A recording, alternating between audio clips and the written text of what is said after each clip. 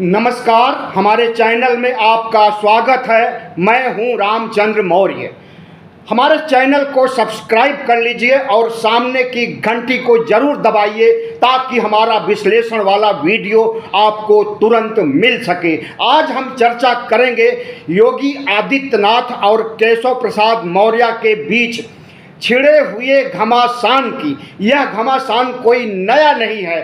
2017 में जब भारतीय जनता पार्टी भारी मतों से जीत करके आती है तो उसके बाद योगी आदित्यनाथ को यूपी के सिंहासन पर बैठाया जाता है और केशव प्रसाद मौर्य को डिप्टी चीफ मिनिस्टर के पद पर बैठाया जाता है। उसी समय से टकराव शुरू हुआ है और वह टकराव रुकने का नाम नहीं ले रहा है। लगता है कि अरविंद केजरीवाल ने चुनाव से पहले जो भविष्यवाणियां की थी कि अगर भारतीय जनता पार्टी 400 पार सीटें पा जाएगी तो योगी आदित्यनाथ को भी कुर्सी से हटा देगी। जिस तरह राजस्थान में वसुंधरा राजे को इग्नोर किया गया, शिवराज चौहान को मध्य प्रदेश में और छत्तीसगढ़ में रमन सिंह को, ठीक उसी तरह से योगी आदित्यनाथ को भी कुर्सी से हटा दिया जाएगा। उनकी भविष्यवाणी लगता है कि अब सच होकर के सामने आ रही है, क्योंकि योगी आदित्यनाथ और केशव प्रसाद मौर्य के बीच टकराव बढ़ गया है और इस टकराव को हल ढूंढने के लिए प्रधानमंत्री नरेंद्र मोदी ने 25 और 26 जुलाई को दिल्ली में बैठक बुलाई है। उत्तर प्रदेश के प्रमुख नेताओं, जिनमें कि 2 डिप्टी सीएम योगी आदित्यनाथ और संगठन मंत्री और बीजेपी अध्यक्ष भूपेंद्र चौधरी होंगे। अब वहां पर लगता है कि कहा जा रहा है कि संघ भी अपनी भूमिका निभाएगा और दोनों खेमों को साधने की कोशिश करेगा, पटाने की कोशिश करेगा। लेकिन ऐसा लगता है कि केशव प्रसाद मौर्य ने आर पार की लड़ाई, आर पार के जंग की घोषणा कर दी है और उन्होंने मन बना लिया है कि या तो भारतीय जनता पार्टी में रहेंगे तो उत्तर प्रदेश का मुख्यमंत्री बनकर के रहेंगे, वरना भारतीय जनता पार्टी को छोड़ देंगे। यह बातें हम नहीं कह रहे हैं। समाजवादी पार्टी के एक बड़े नेता आईपी सिंह ने तंज कसते हुए कहा कि केशव प्रसाद मौर्य ने आखिरकार बीजेपी छोड़ने का मन बना लिया है। अब या तो योगी हटाए जाएंगे और केशव प्रसाद मौर्य की ताजपोशी होगी, और अगर योगी नहीं हटाए जाएंगे तो केशव प्रसाद मौर्य बीजेपी छोड़ देंगे। यह सब बातें लखनऊ के सियासी गलियारों में चल रही है और योगी आदित्यनाथ और केशव प्रसाद मौर्य के बीच बढ़ी हुई दूरी और बढ़ती जा रही है। आपको बता दें कि अभी सोमवार को कोर ग्रुप की मीटिंग हुई थी लखनऊ में, जिसमें 2 डिप्टी सीएम केशव प्रसाद मौर्य, ब्रजेश पाठक और बीजेपी अध्यक्ष भूपेंद्र चौधरी और संगठन मंत्री शामिल हुए थे। लेकिन योगी आदित्यनाथ नहीं शामिल हुए कोर ग्रुप की मीटिंग में। कोर ग्रुप की मीटिंग से उन्हें हटाया गया, उन्हें बुलाया ही नहीं गया, या उन्होंने कोर ग्रुप की मीटिंग का बहिष्कार किया है। ऐसा अनुमान लगाया जा रहा है कि भारतीय जनता पार्टी के अधिकांश ओबीसी नेता अब केशव प्रसाद मौर्य के पक्ष में आ खड़े हो गए हैं।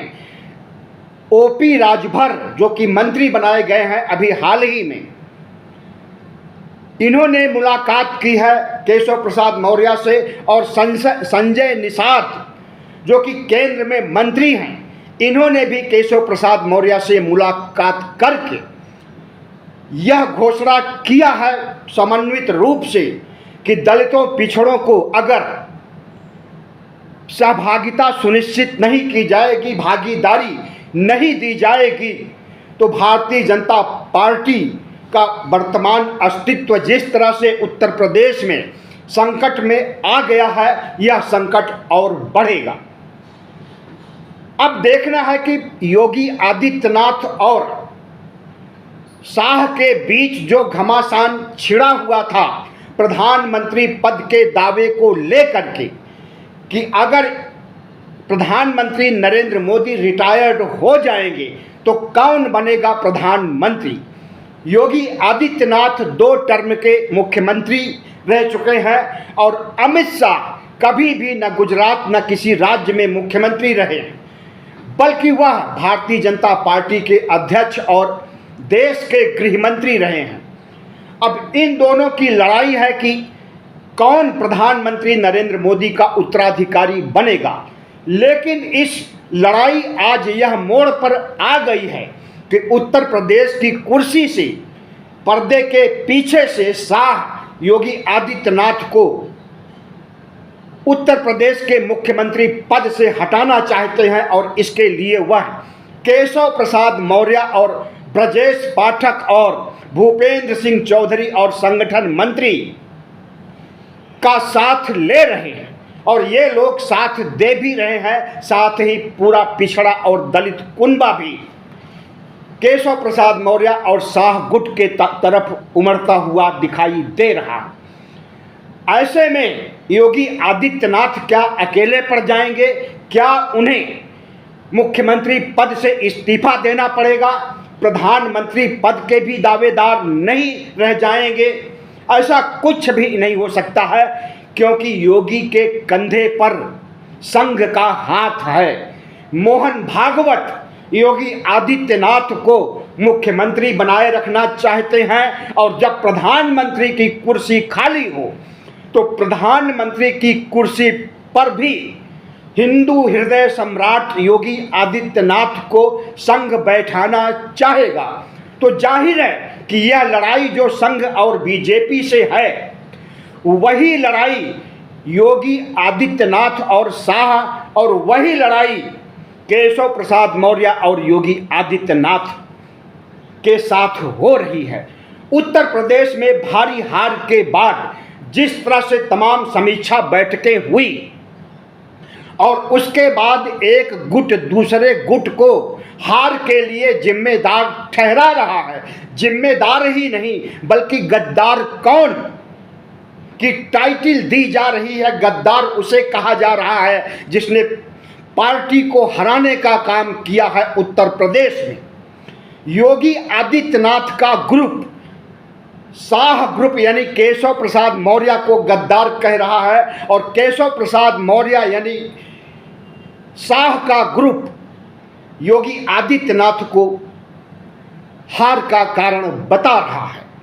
योगी आदित्यनाथ कह रहे हैं कि हार की वजह, सबसे बड़ी वजह है कि आत्मविश्वास में कमी हो गई भारतीय जनता पार्टी के शीर्ष नेताओं में।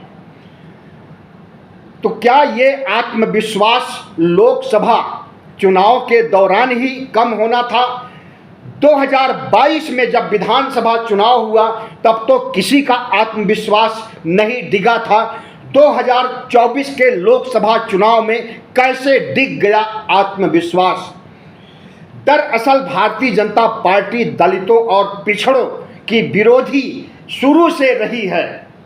सवर्णों की समर्थक, ब्राह्मण क्षत्रिय वैश्य की समर्थक, हिंदुत्व की समर्थक, सांप्रदायिकता की समर्थक, हिंदू मुस्लिम ध्रुवीकरण की समर्थक भारतीय जनता पार्टी का चाल चरित्र चेहरा शुरू से रहा है। जब यह 1980 में स्थापित की गई थी तभी से। और भारतीय जनता पार्टी और आरएसएस की सोच कि ज़्यादा सीटें आने पर, 400 पार होने पर हम संविधान खत्म कर देंगे। अच्छा हुआ कि बीजेपी के कुछ वरिष्ठ नेताओं ने ऐसी बातें कह दी थी और इसे विपक्ष ने लपक लिया और संविधान का दुश्मन ठहरा दिया नरेंद्र मोदी और मोहन भागवत और भारतीय जनता पार्टी को। दलित वोट, पिछड़े वोट, अधिकांश वोट इनके भारतीय जनता पार्टी को नहीं मिले। दलित वोट तो हम नहीं जानते, लेकिन पिछड़ों के 44% वोट इन्हें विधानसभा चुनाव में और 2019 के लोकसभा चुनाव में मिले हैं 44%, बहुत होता है। तो इन वोटों में डेंट लग गया। भारतीय जनता पार्टी का वोट बैंक दलितों और पिछड़ों का खिसक गया। इसी वजह से आधे से अधिक सीटें उसे हारनी पड़ी 2024 के लोकसभा चुनाव में। समीक्षा बैठकों में हार के कारणों की तलाश तो की गई, लेकिन मुख्य कारण को नज़रअंदाज किया गया। दलितों पिछड़ों के साथ हो रहे भेदभाव, उन्हें आरक्षण न मिल पाना, महंगाई और बेरोजगारी जैसे तमाम मुद्दे हैं। इन मुद्दों की तरफ समीक्षा बैठक में लगता है कि ध्यान ही नहीं दिया गया और एक गुट दूसरे गुट को कसूरवार ठहराने की कोशिश किया। लेकिन अब लगता है कि भारतीय जनता पार्टी का अंतर्कलह भारतीय जनता पार्टी के अंदर ज्वालामुखी बनकर के फटेगा। इसमें कौन पार्टी से बाहर जाएगा, कौन पार्टी में रहेगा और कौन पार्टी के शीर्ष पर बैठ करके राज करेगा, यह तभी डिसाइड होगा जब भारतीय जनता पार्टी के अंदर जोर आजमाइश होगी और एक दूसरे के खिलाफ बगावत होगी। तभी यह पता चलेगा कि कौन ज़्यादा शक्तिशाली है, कौन कम शक्तिशाली है। ज़्यादा शक्तिशाली हावी हो जाएगा पार्टी पर, संगठन पर और सरकार पर और वही मुख्यमंत्री बनेगा। हमें लगता है कि शाह गुट की जीत होने वाली है, क्योंकि शाह के साथ नरेंद्र मोदी खड़े हैं और योगी के साथ अगर संघ खड़ा है और संघ कहता है कि उसका राजनीतिक दखलंदाजी में कोई भी दिलचस्पी नहीं है, तो ये सरासर गलत है। भारतीय जनता पार्टी के उत्तर प्रदेश इकाई की जंग लगता है कि राष्ट्रीय स्तर के भारतीय जनता पार्टी और संघ के बीच घमासान की वजह बनेगा और इस वजह से आरएसएस और बीजेपी में टकराव होगा। और हो सकता है कि आरएसएस अगर बाजी जीतना चाहेगा और जीतने के लिए वजह भी है, क्योंकि भारतीय जनता पार्टी के अधिकांश नेता, अधिकांश सांसद संघ से आते हैं। सिर्फ 2 गुजराती और इनके इर्द गिर्द के जेपी नड्डा, राजनाथ सिंह और कुछ और मंत्री ही भारतीय जनता पार्टी के आज के शीर्ष नेतृत्व के साथ हैं। मोदी और शाह के साथ पूरी भारतीय जनता पार्टी नहीं खड़ी है 2014 और 2019 की तरह। और संघ और बीजेपी में अगर टकराव होता है तो निश्चित ही संघ की जीत होगी और संघ अपना भारतीय जनता पार्टी का अध्यक्ष भी बनाएगा, संगठन मंत्री भी बनाएगा और अपने मर्जी का प्रधानमंत्री भी नियुक्त करना चाहेगा। अब यह टकराव उत्तर प्रदेश से शुरू होकर के दिल्ली पहुंच रही है। 25 और 26 जुलाई को मोदी और शाह उत्तर प्रदेश के संकट को निपटाने की कोशिश करेंगे। मीटिंग दर मीटिंग होगी। इसके बाद 27 और 28 जुलाई को भी उत्तर प्रदेश के नेताओं के साथ केंद्र की मीटिंग होने वाली है। इन दोनों मीटिंगों में यह सुनिश्चित हो जाएगा कि किसका पलड़ा भारी है, केशव प्रसाद मौर्य का या योगी आदित्यनाथ का। हमें लगता है कि मोदी और शाह चाहेंगे कि केशव प्रसाद मौर्य का पलड़ा भारी हो और योगी आदित्यनाथ की छुट्टी की जाए, जैसा कि अरविंद केजरीवाल ने भविष्यवाणी की थी। अगर ऐसा होता है तो योगी आदित्यनाथ पहले ही घोषणा कर चुके हैं कि वह अब लौट करके गोरखपुर के मठ में नहीं जाएंगे, बल्कि वह अगर भारतीय जनता पार्टी से हटते हैं या हटाए जाते हैं, मुख्यमंत्री पद से हटाए जाने का मतलब योगी आदित्यनाथ यही समझते हैं कि वह मुख्यमंत्री पद से अगर हटेंगे तो बीजेपी से भी हटेंगे और बीजेपी से हटेंगे तो गोरखपुर न जा करके बल्कि संघ के साथ मिलकर के बीजेपी की जड़ों में मट्ठा डालने का काम करेंगे योगी आदित्यनाथ। इसीलिए शाह और मोदी घबराए हुए हैं कि अगर योगी आदित्यनाथ संघ के साथ मिलकर के बीजेपी की नींद हराम करना चाहेंगे, बीजेपी की जड़ों में मट्ठा डालने का काम करेंगे, तो इसका बहुत बड़ा दुष्परिणाम सामने आएगा और हो सकता है कि भारतीय जनता पार्टी के अस्तित्व पर ही प्रश्न चिन्ह लग जाए। और इसी दिन के लिए इंडिया गठबंधन इंतजार कर रहा है। इंडिया गठबंधन ने 2024 लोकसभा चुनाव में जीत या हार के बाद यह सुनिश्चित नहीं कर सका कि उसे सरकार बनानी है या नहीं बनानी है, दावा पेश नहीं किया। और जिस तरह से भारतीय जनता पार्टी के प्रमुख मोदी और शाह जीत के बाद या यूं कहें कि हार के बाद भारतीय जनता पार्टी के संसदीय दल की बैठक नहीं बुलाते हैं, भारतीय जनता पार्टी के संसदीय दल का नेता मोदी नहीं चुने जाते हैं, वह डायरेक्ट एनडीए गठबंधन के संसदीय दल का नेता चुन लिए जाते हैं और प्रधानमंत्री बना दिए जाते हैं।